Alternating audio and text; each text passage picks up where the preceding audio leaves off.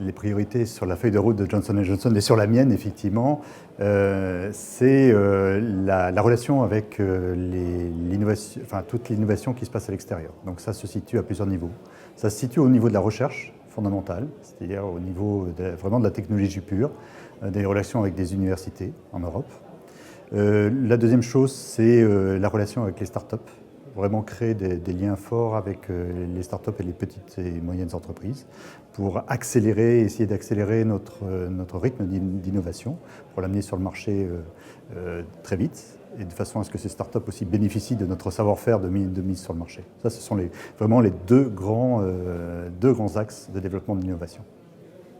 Alors, chez Johnson & Johnson, on est en train de mettre un programme au niveau des startups, comme je l'ai dit, et ça consiste en deux choses. Un incubateur pour les jeunes startups, vraiment les nouvelles pousses, et un deuxième programme sur ce qu'on va appeler un accélérateur, sur des startups qui sont déjà 2-3 ans d'existence et que l'on veut accélérer et permettre de mettre leurs produits sur le marché. Ce sont principalement des startups technologiques, c'est-à-dire qui vont apporter des nouvelles solutions pour le bien-être de nos consommateurs.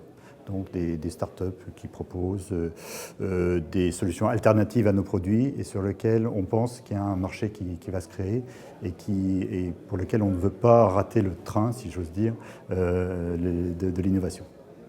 On a plusieurs modèles actuellement pour aider les startups. On est en train de mettre en place des locaux pour aider le développement de ces startups.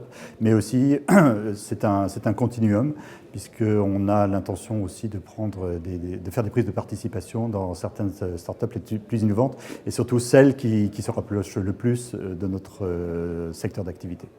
L'innovation idéale pour nous, c'est la start-up qui va rendre obsolètes nos produits actuels. Donc, notamment, moi je travaille surtout dans le domaine du skincare, la start-up qui va remplacer les émulsions, c'est-à-dire les crèmes, et délivrer des bénéfices, par exemple sur la peau, sans utiliser le crème. Ça serait celle qui va rendre obsolète le business model actuel.